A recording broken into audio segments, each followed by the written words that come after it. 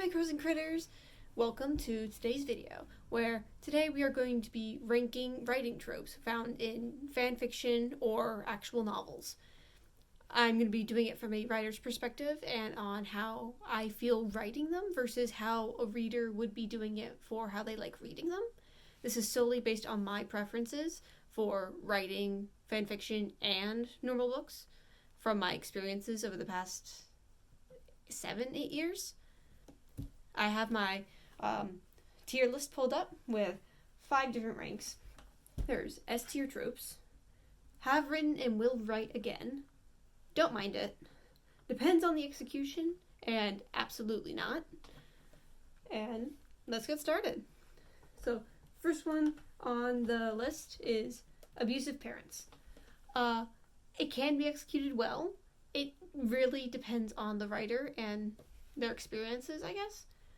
There's definitely times where there's a time and a place in plot, and it really, this one definitely depends on execution, in my opinion, at least. Personally, I don't really write them, but mainly because I don't really have experience with reading it. I go based off reading or my life experiences. Have neither in this case. So, for now, depends on execution. Sometimes you can pull it off. Sometimes you can't. Sometimes you probably shouldn't. Okay. Next, AI relationship. So this is like androids x human. Again, depends on execution, I guess, but I really don't mind it. It's a great trope. Same thing with general human and alien or any other mythical species. It's biologically different. Yeah, I'd say don't mind it. Ally turned antagonist. Oh, that one is great. I have written this one. I love these types of plot twists. They are amazing. Have written and will write again. Amnesia trope. Okay. Again, time and a place, and also sometimes there's just really poor execution with the amnesia trope. I've found several instances where I struggle writing it, and in general, other people seem to struggle writing it in my experience, or at least when I see it written, it's not that well executed. It again, really depends on your experiences with it and research, because there's a lot of side effects to having amnesia. Not even just socially, but there is stuff going on in your head. And it's similar with the PTSD trope. Well, not really trope, just in general, giving your characters PTSD. You need to do the proper research. So, yeah, again, depends on execution. Antagonist turned ally. S tier trope, absolutely. Yes, please. I need more of this in fiction. I need so much more of this. I love it when antagonists turns to the good side to fight an even worse antagonist, because it's just moral swapping, or even just that, oh no, I have morals now, or you guys are forcing me to have morals. It's just S tier. Absolutely love that trope so much. Apocalypse tropes. Have written that, will write it again. I love writing post-apocalyptic worlds, and chef's kiss. There's so many ways you can go around with it, because the apocalypse could be caused by anything. Could be aliens, could be zombies, could be a virus, could be anything. There's so many ways you can do it, and I don't know. That's an S tier trope. I'm sorry. I definitely have to swap that. Arranged marriage. I've never really written it, and from what I've seen, I don't mind it. It's alright. Not my favorite relationship trope, but it's not the worst. There's so much worse that there could be. No. Okay.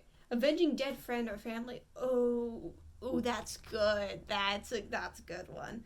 Avenging dead friend or family. I've written that. Will write again. I love doing that so much. I love giving people motives for what they do, especially when it's a villain. Because then if it's a villain avenging someone and they turn out on the wrong side, the angst potential for that. Voila. Love that. Have written, will write again. Bad boy, good girl. Depends on execution. So much rides on that trope because there's a fine line between doing it right and doing it wrong. Not really doing it wrong, but making it super cliche and kind of boring because it's a very popular trope for good reason, but it's just been done so many times that it depends on the execution at this point. It's been done over and over and over again. It gets kind of boring after a while. You already know what's going to happen sometimes. What I really like, though, is bad girl, good boy. That's flavorful. I like that one. Beautiful main character doesn't realize she's pretty. Depends on execution, really. That is a very common thing to happen in real life, but again, the way people execute it is just, it can be good. It really depends on how you write it. Like, if it's your main character's only personality trait, nah. But if you give them depth and, like, reasoning behind it, that's a good one. BFF sibling romance. I don't mind. Happens enough in real life anyways. It's not like an absolutely groundbreaking idea. I don't mind it. It's pretty good. Especially when you do it right. One thing I don't really like about that trope is when they do really big age gaps for it. That makes it kind of iffy. So, yeah, also depends on execution, but more on the side of I don't mind. Like, I won't read it or won't write it, really. Depends. Very much depends on chemistry. Don't do it for the sake of just writing a BFF sibling romance. Betrayal. Okay, that's very broad. Like, who's betraying? Is it a friend? Is it a family member?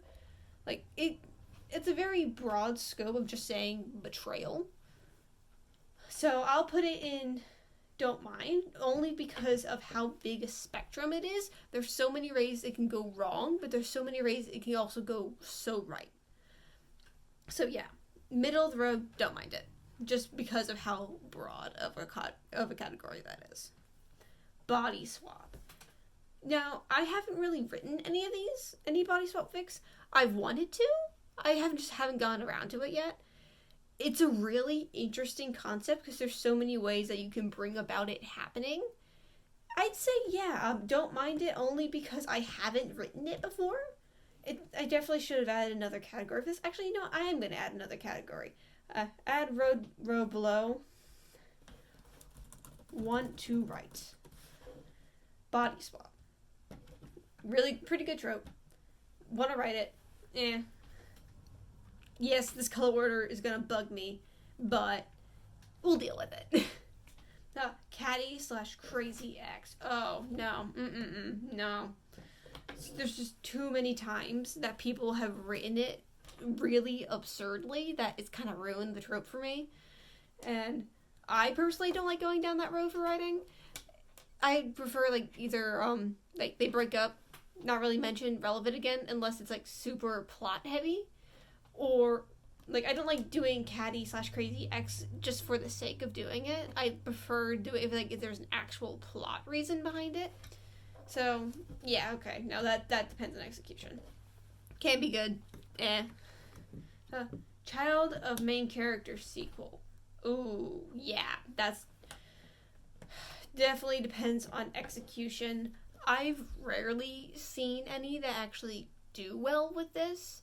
I don't really care for writing that in my fanfiction. That's a very popular spot to do this type of trope for child of main character or main characters for sequels in several fandoms. I personally don't really care for it, but it can go well, I think. I've yet to read any that can, but my friend Ash has been plotting one for a while. Actually, I'll link their YouTube in the description. Wonderful writer, great friend. And they're planning one for the Dragon Prince. So, yeah. Go check their stuff out. Amazing YouTuber. Amazing person. Okay. Chosen One. Okay. This is a classic. I haven't written it. Kinda wanna. It's a very classic trope, and since there's so many ways you can execute a chosen one trope, like like there's many variants of like prophecy child, and then there's also someone actively avoiding their destiny as the chosen one. There's just so many executions for this trope, and I've seen it done right so many times that I do want to write it. I want to find my take on it. It's a really good trope. Really good. Coming of age.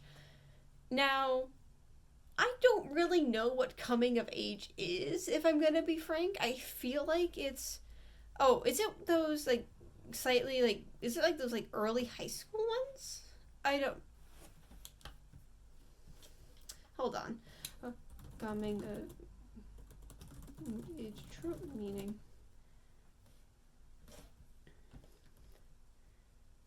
Story featuring an adolescent making the mental leap from child to adult. Okay, yeah, so that's what I thought. It's like early high school, maybe even middle school, or even end of high school if they're not really fully maturing. Maybe, yeah. Coming of age, okay. Don't mind it. Yeah, that's really good developmental-wise. It's very good to see that type of development in characters because it does the exact opposite of just having a story of static characters. Its active plot is to round out the character and just focus on their development, which is actually a really good thing in writing, is to make sure your characters are well developed within the story. So, actually, I do really like that. I wouldn't necessarily kind of want to write it, because that's not really my main focus for writing. That seems more of a contemporary type of story, in my experience of what I've seen for coming of age, and that's not really my focus. I'm very much a low to high fantasy writer, sometimes dabbling in sci-fi. Contemporary isn't really my ballpark, but yeah, it can be good. What am I saying? Contemporary absolutely is my ballpark. I write coffee shop romances all the time. Watch me lying to my face. Okay. Controlling dystopian government. Oh my goodness. S tier. Yes, please. I love the conflict that gives from the government, especially since recently it has been showing in governments around the world. Not even recently. It's all throughout history. And again, so many takes on it. You can do it in past. You can do it in the future. You can do it in present time. You can do it in so many different types of government, like monarchies or republics or democracies. And it's a very good type of politics to have as a conflict in a story, because it's just, there's so many routes you can go with it, plus the whole rebellion trope mixed in with that is just perfect. Absolutely love it. S tier. Damsel in distress. Again, okay, another depends on execution. Very much an overwritten trope, in my opinion, though less of recently. Recently because people have stopped writing it due to the fact that there used to be so much of it, I guess. So, yeah, I've seen a lot of bad ways to do it, good ways to do it, especially when it's like reverse roles, it's dude in distress. That, sometimes it gets weird. So, yeah, it just fully depends on execution. All the time. A lot of these depend on execution because there's just so many ways it can go wrong with how you write it that it takes a bit. Yeah. Dark-haired hot male villain. Okay, yep, that S tier trope. There's a lot of ways that can go wrong, but when it's always like, I'll always have soft place in my heart. I like dark-haired villains. Yeah, except when they make them like a humongous. If they're supposed to be like a love interest, like if they're not, then this part doesn't really matter. But if they're meant to be a love interest, what I don't like is when they give them a massive age gap. That just kind of icks me out, you know. So yeah, it depends on how it's written. Depends on how it's written, but most of the time, pretty S tier. Okay. Dark, mysterious, brooding lieutenant. Is that lieutenant? Who's brooding Li? I don't know. I'm gonna pretend it's his lieutenant or something. Dark, mysterious, brooding, Li. I don't know what that means. Maybe editor me will do some research. But from the first three, I'd say have written, will write again. Not nearly as good as dark-haired hot male villain, but it's pretty up there. It's pretty high up there. Dead slash missing girl. Okay. We are going into some uncharted territories, into murder mysteries, because that's a lot of the time how it starts, like with A Good Girl's Guide to Murder, which I did start, didn't actually finish it, but mystery isn't super my territory. I'd say I do want to write it. It is a pretty good trope, and even with Project Hidna, I am slowly delving into mystery, which, spoilers for that, hey. Yeah, so slowly delving into that. I want to write it. I feel like it'd be really good because there's, again, so many ways you can go with it. So many things that could have happened. You don't know. Dead parents. Depends on execution. Again, super overused. There was a time where every single main character, dead or missing parents. It's a lot. And you need to write it correctly in order for it to not be boring, because if it doesn't add anything to your character, there isn't really a point. It's just there to not have extra characters, I guess. But it's good. It's good.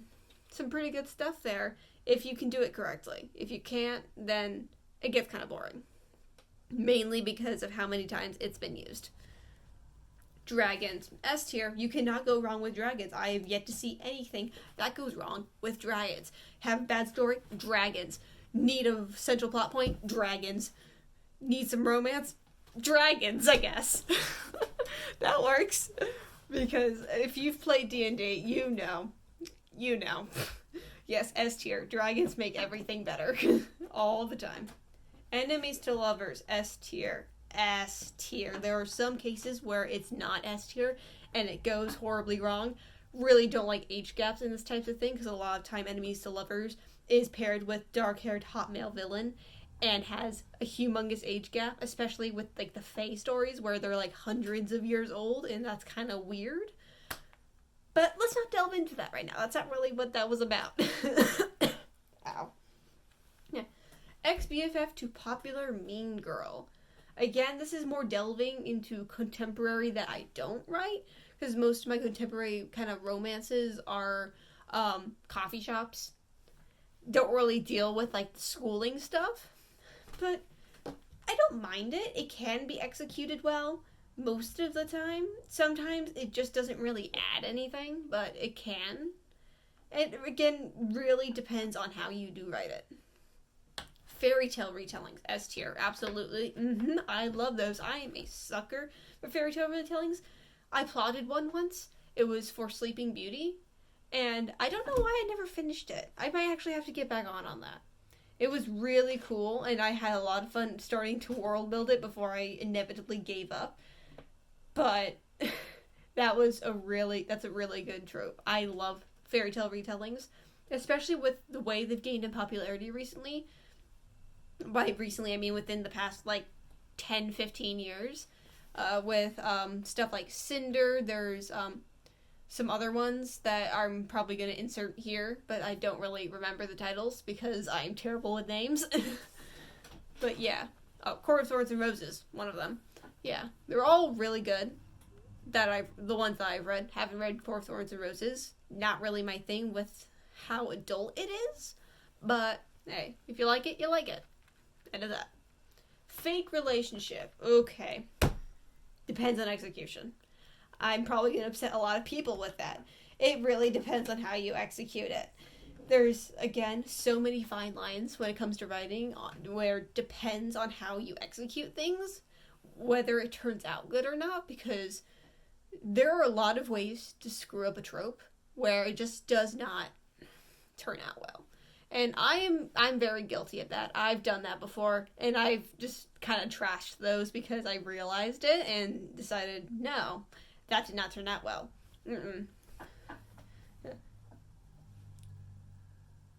Femme fatale character. I don't know what that is.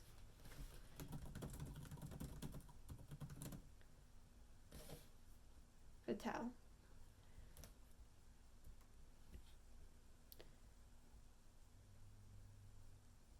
Okay. A stock character of a mysterious, beautiful, and seductive woman whose charms ensnare her lovers, often leading them into compromising, deadly traps. Okay, so like like a Black Widow. Okay, I don't mind it. I don't really have much experience with it. It's not really my genre. It would be fun to experiment with, but yeah, don't mind it. Middle of the road, pretty good. Forbidden Love. Oh, I've written those. Will write it again. Honest to God. Love Forbidden Love. Even when it's like Forbidden Love, but not in the way you would expect it to be. Like, if it's like between two kingdoms and like they're not meant to. Or like even like a princess and a commoner, but the reason that's not the reason why it's forbidden because like one of them has superpowers and people with superpowers are considered cursed or something. It's like I love Forbidden Love, but not for the reason you think it is. That is one of my favorites. Pretty good. Havrin will write again, honestly. Okay. Found Family S tier, baby. Yes. Love Found Family trope. It is. Love it. Just when like a group of kind of sad people or just in general people with so many different backgrounds come together and help each other and become your own little family. That hits me somewhere deep in the chest and I love it so much. Yeah, that was amazing trope. I love it. Friends to lovers. Depends on execution. Mainly because like sometimes it's okay for it to just stay as friends. It really depends on their chemistry. I hate it when it feels super forced and you're just doing it for the sake of having the trope in the book. And yes, there are ways to do it correctly. But there's so many ways it can feel super forced. You have to make sure they have the proper chemistry for the trope. Because if they don't, it doesn't turn out well. I've read ones where it doesn't turn out well. I've written ones where it doesn't turn out well and end up scrapping the idea. Yeah, that gay BFF. Okay. Again, depends on execution. Sometimes too cliche, kind of over feminizes the guy when not everyone is like that. It usually ends up stereotyping. So, depends on execution. I just realized I have yet to put anything into absolutely not, which is probably because a lot of things depend on execution. Yeah. Because there's so many things can go wrong, but so many ways it can go right. Heist. S tier. I am a sucker for heists. I haven't really written any because those take a lot of thinking. I'm not quite smart enough to do that. At least I haven't gotten there yet. But I love Six of Crows. I love the Ocean's 11 movies. I love Now You See Me. I love heists. It's just so cool and so smart.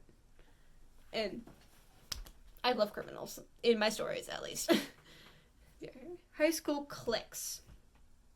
I don't mind it. Like, it's realistic. If you're going to put it into your coming-of-age story or any other contemporary, it makes sense. Because that is what school is. School has a bunch of cliques. That's how it goes. So, yeah, don't mind it. It's realistic. It adds to the story. You can add some potential conflict between groups. Why not?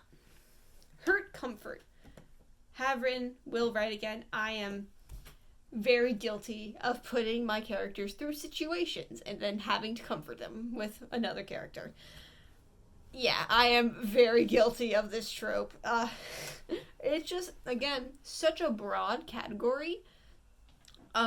There's a lot of ways it can go super right.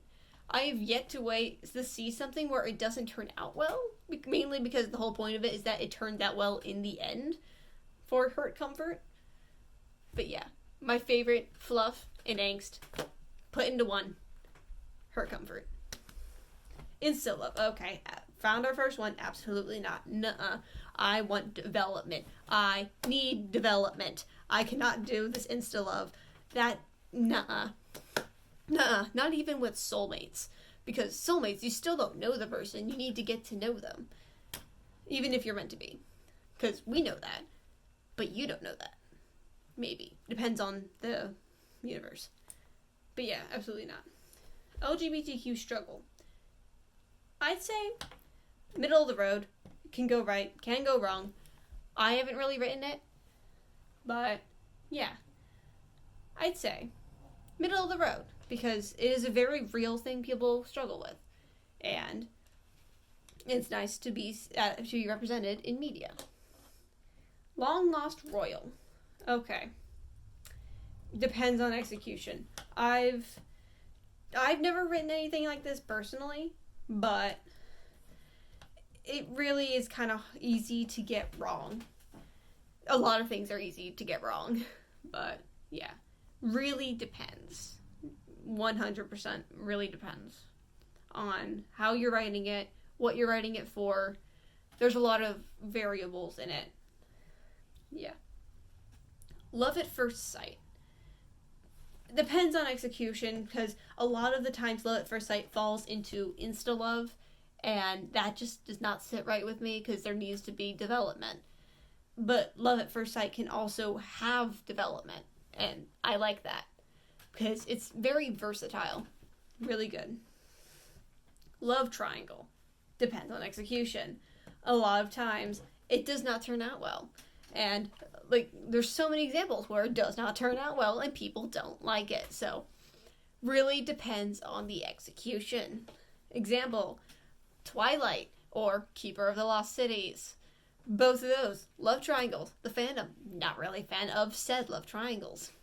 But there are also some examples and instances where it does turn out right. I cannot think of any at the moment. Maybe that says something about the trope. Maybe that says something about my memory. We don't know. Or at least, I don't know. Mafia gang leader Li. Again, I don't know what Li means. Okay, more Googling. Mafia / gang leader Li. Oh. It just, Li is love interest, isn't it? Oh my goodness. Li means love interest. Okay. Don't mind it. I personally don't really care to write it, but it's a pretty good trope, pretty classy, especially when it's paired with a heist. Pretty good. Yeah. Magical academies. Okay, yeah.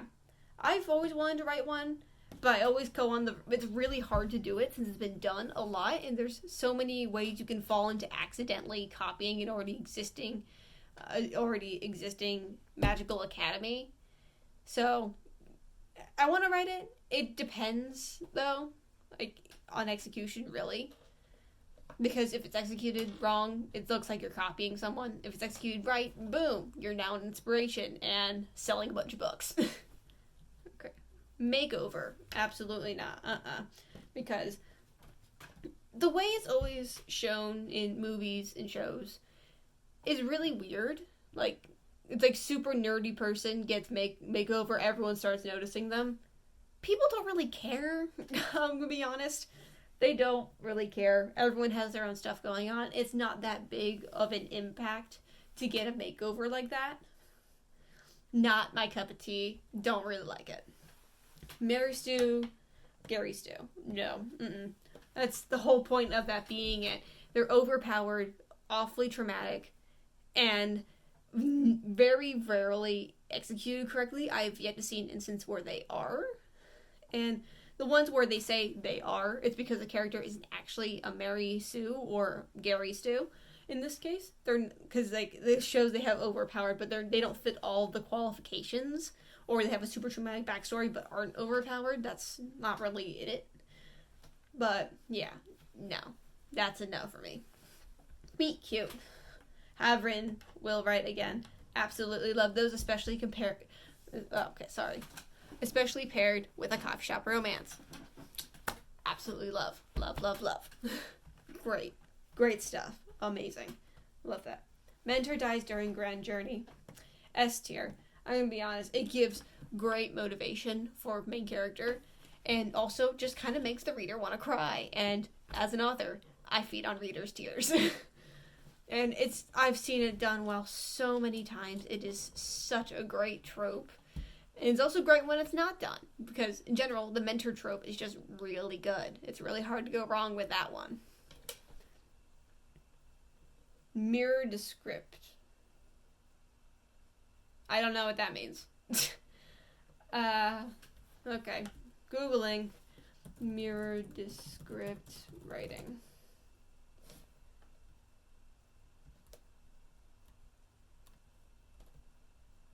No, mirror descript writing. Yeah, I don't know what that means.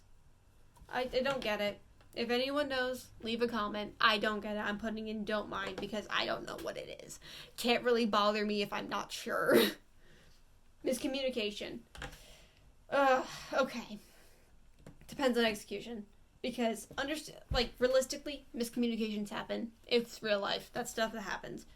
What I don't like is if they drag out the miscommunication a lot longer than it should be, because a lot of people do that, and it just gets really annoying, and you're like yelling at the characters, and you're at the point where you get mad at the author rather than the characters that miscommunicated, and that's when you know you kind of dragged it out too long, is when the reader starts getting mad at the author rather than the characters. So yeah, depends on the execution. Misfit / outsider protagonist. Okay. I don't mind it. Haven't written it.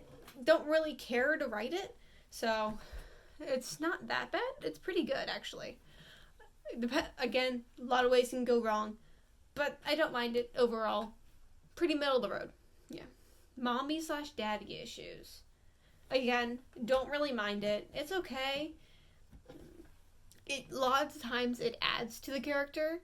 But there are also a lot of times where it just kind of gets annoying. You know?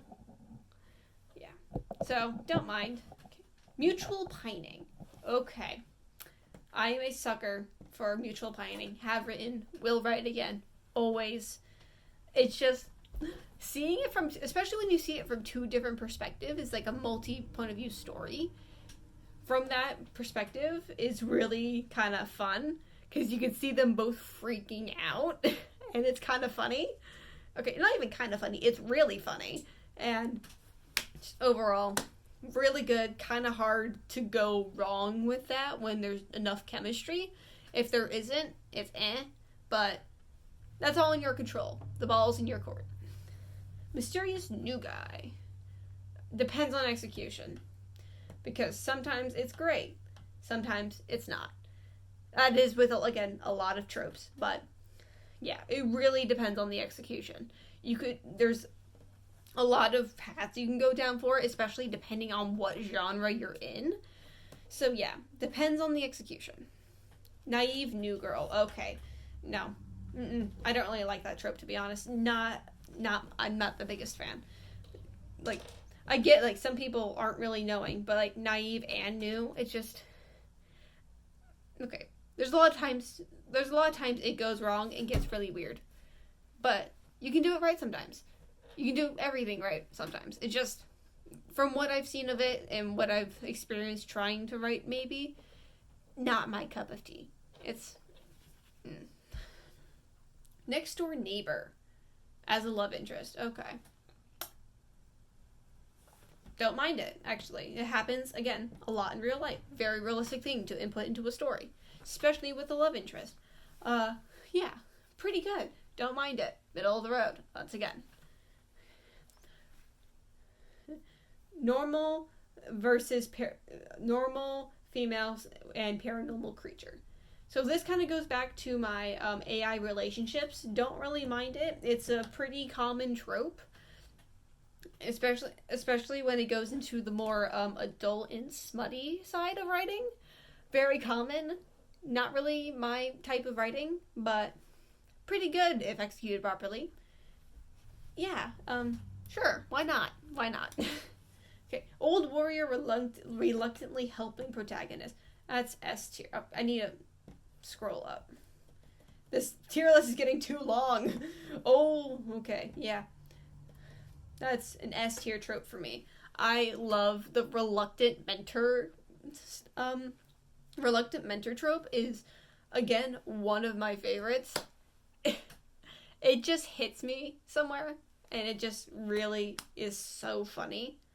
like, it has so much comedic potential because you have, like, most of the time this big burly man helping out our protagonist who's usually half the size of said man. And he just it's usually very stoic, and it's so funny because their dynamic is just very clashing and so much comedic potential. Opposites attract. Want to write it. I haven't really written it that much, actually. Most of the time they have a lot of stuff in common. I've never really had opposites attract true in its like true sense, if that makes sense. Yeah. Want to write, opposites attract. Pretty good. Past trauma. Have written and will write again, honestly. Past trauma affecting your character is very common, and it's very easy to get wrong, but it's very useful as a plot device, especially when especially when it's in the middle of conflict. It's very interesting to put your character through that stuff, and I'm very guilty of doing that. Okay, personal diary in the wrong hands. Depends on execution.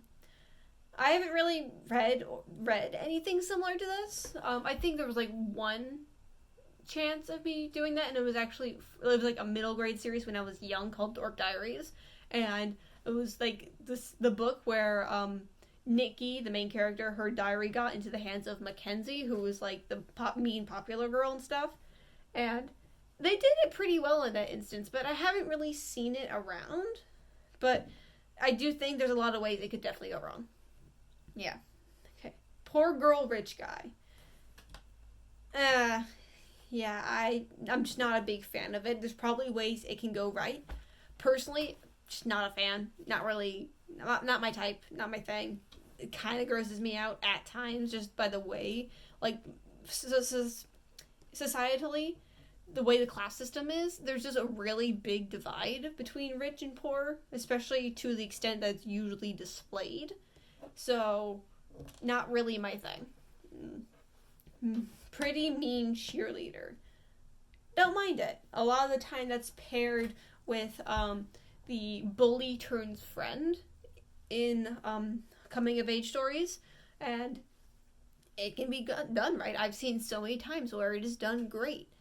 But yeah, especially a lot of coming of age like tropes, especially with like tropes of high schoolers, there are so many ways it could go horribly wrong. And just in general, you need to be able to do it a certain way where it doesn't feel like you're just fully clichéing a character and making it so they cannot grow outside of that stereotype. Because that's my least favorite thing, is when you use a stereotype and like they never grow out of it or grow beyond what that stereotype is. Using stereotypes is great. It gives you a basis for a character. But you need to make sure they're allowed to actually grow. Because if they don't grow, then they're static and they're not really interesting. Characters always need growth. My motto when I'm making characters. You always have to make sure they have an arc in the story. If they don't, then no one's gonna really like them because they haven't developed past our starting point, you know? Still at the beginning of the race, man. Keep up. Prophecy. Okay. I've always wanted to write a prophecy. Hey, sorry about that. My phone ran out of storage and I had to stop recording. Anyway, back to what we were doing. I'm pretty sure we were at pretty mean cheerleader. Yeah, there's a lot of ways you can execute it. You can do it well. You can do it not well. Yeah, pretty much it.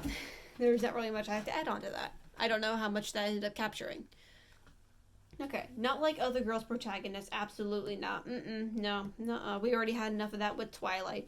We don't need any more. Nuh-uh. No, thank you. Please don't. Please, no. Just don't. Or at least if you make it so they don't seem like other girls, don't make that their entire personality, please. That just, no. Reluctant hero. Yes. S tier. I love that. It's really funny. It's like trying to avoid Destiny, but Destiny has your number. Destiny wants to call you about your car's extended warranty. You gotta answer the call. Rivals to lovers. Again, yes, especially when it's academic rivals to lovers. Mwah, mwah, mwah. Love it. Amazing. Great. We love to see it. Sassy ethnic friend. Okay. Depends on execution. A lot of times where it can get kind of racist. A lot of times where it can go extremely wrong. But it is, when you can do it right, it is a really cool character, especially when you get to expand on them and not just leave them as that type of side character. And they have depth. It's just such a great thing to do for a trope. I really like it when it's done correctly. Second chance romance. If this is what I think it is and it's giving your ex a second chance, really depends on severity of why your ex is. So, really depends on execution. If you guys broke up because of distance, sure. If you broke up because the ex was abusive and or general just a narcissist, no. Do not put yourself back in that situation. This applies to writing. This applies to real life. Dating advice with me. Do not get back into toxic relationships. Self-loathing protagonist. Depends on execution. If it's too self-loathing, then it gets kind of boring when it's just the only thing they're talking about. If it's their only personality, no. Please no. It really depends on execution. Slow burn. Have written it. Will write again. It, as an impatient person, it kind of kills me to write because I'm like, okay, kiss now. Nuh-uh. The whole point of a slow burn is for it to be slow and agonizing. Especially for the writer when they're impatient. Me. So yeah, love writing it. Will write it again, but it does kind of gnaw at me at how much I have to wait. I will be honest. Yeah. Soulmates. Depends on execution. If it's insta-love, no. But the thing is, Soulmates has such a broad variety of how you can do soulmates between the words on the wrist, seeing in black and white, and just so many other things. This trope has been expanded upon by so many people, and it's frankly beautiful, but there are so many ways it can go wrong. Especially when it's insta-love, in my opinion. So, depends. Spunky comic relief BFF. I'm very guilty of writing this. Have written, will write again. Pretty love them. It's amazing. I love the spunky characters because in real life, I am the spunky / comedic relief. If you haven't noticed. I love those characters. I get to channel my inner comedian, my inner John Mulaney, if you will. Or won't. Up to you. Stalker love interest. Absolutely not. Nope. No. That is a red flag. And in real life, love advice too. Don't date stalkers. Nuh-uh. Do not. No. Do not like that at all. Okay. Stockholm love. Depends on execution. Sometimes it's pretty good. Sometimes it's trashy and leans into the stalker thing if they drag it on long enough. So, really depends on execution. Strong female protagonist. Don't mind it. There's strong women in life all the time. But there's a lot of times where it gets super wrong and it falls into the not like other girls trope. So, be careful. Yeah. Summer fling. Again, kind of delving into territory I'm not familiar with certain types of romances. So, don't mind it. Not my thing. It's alright from what I've seen, I guess. I don't know. Don't mind it. Middle of the road, sure. There's only one bed. S tier trope, 100%. It can never go wrong. There is not a single instance in my short-term memory where I've seen it go wrong. It is amazing. I love it. Only one bed, all the time. Great job. Whoever came up with that trope needs a pay raise. Token minority character. Depends on execution. Honestly. Depends on execution and don't mind it. Yeah, I don't mind. Sure. It's minority. Minority is because there's not many of it. So, sure. Depends. It really depends on execution. Yeah, it depends on execution. Because, again, a lot of ways it can be very racist or sexist, or, in general, just, there's so many ways it can be incorrect. Undiscovered fantasy world. I actually really want to write one of these. It's really cool trope, and especially when it's the other way around, where it's the fantasy world leaking into the real world, and it's like a reverse culture shock, I guess. Is that how that works? No, it's just culture shock, I guess. So yeah, love that. Love Undiscovered Fantasy World, especially when it's paired with Undiscovered Real World and it's going back and forth. Unknown superpower. This is our last one. Depends on execution. There's, again, a lot of ways it can go right, a lot of ways it can go wrong. I've seen my share of Marvel movies and DC movies, and just in general superhero movies. It can go wrong, it can go right. Middle of the road, depends. That's not middle of the road. Don't mind it's middle of the road. Regardless, really depends. And that is the end of our tier list. We have used about like 71 tropes, I think. I think that was the number. I didn't count. But hey, this was a lot of fun. I enjoyed doing it. I hope you enjoyed this video. And if you did, don't forget to like, subscribe, comment, and don't forget to hit the notification bell so you know when I post next. Hope you guys enjoyed. Bye!